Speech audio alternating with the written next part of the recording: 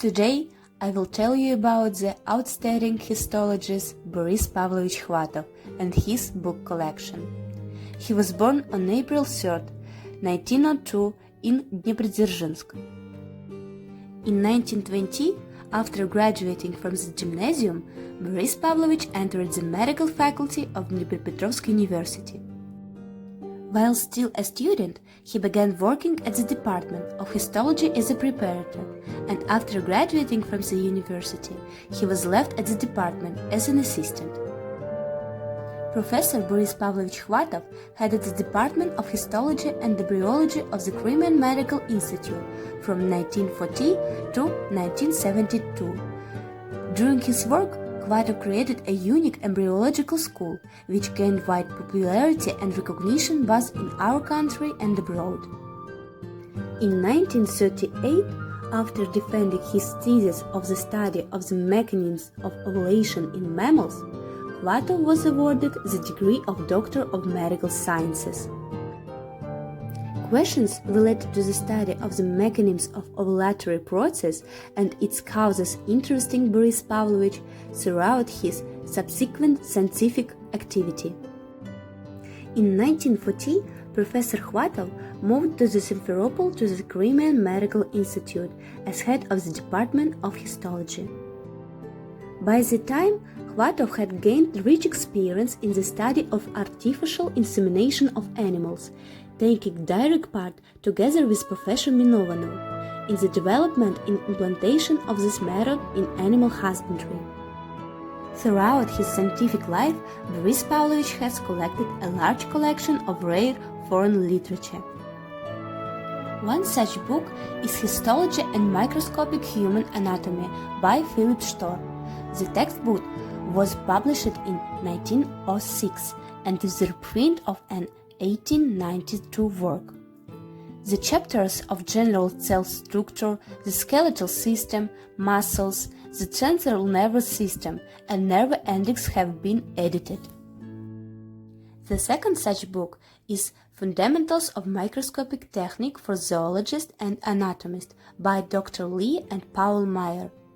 The manual, published in 1901, is a reprint of an 1898 work.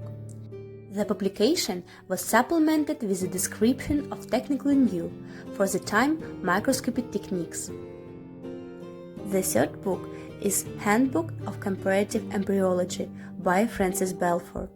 This volume was published in 1882 and is a compilation of Guide of Comparative Embryology. Another book in the collection is Normal Histology, Course to Familiarize Yourself with the Use of the Microscope, authored by the famous German anatomist Johann Ort. This book was published in 1888 and contains the basic knowledge and principles of working with a microscope in the field of normal histology. The collection also includes clinical lectures of women diseases by James Young Simpson. The book was published in 1872. A large number of the lectures contained in the volume have been published in the Medical Times and the Gazette. Another book in the collection is Microscopic Studies of Normal Corneal Cells and Their Change in Traumatic Keratitis by Theodor Meyerowitz. The textbook was published in 1875 and contains the materials necessary for the correct diagnosis and treatment of disease of the cornea, sclera, and anterior part of the choroid of the eyeball. Also included in the collection is Histology of the Optic Nerve, Normal and Pathological Condition by Theodor Langens. The book was published in 1864 and describes the main patterns of development and vital activity of the organ of vision based on the structural organization of cells and tissue, histofunctional features of tissue elements, methods of their research. It is worth noting that the collection also includes the following books: Quain's Element of Anatomy by John Quain, Lymph Nodes of the Female Genital Organs by Paul Poirier, Histology and Pathology of the Dental Pulp and Julius Bruck. Studies of Normal and Pathological Blood Anatomy by George Chaim. Endothelial Proliferation in Pathological Neoplasm by Gustav Henkel. The Structure and Function of the Spinal Cord and Medulla Oblongata Friedrich Tail.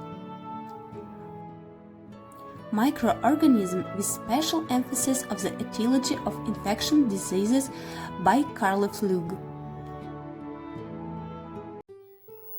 These works made a huge contribution to the development of medicine. Thanks for your attention.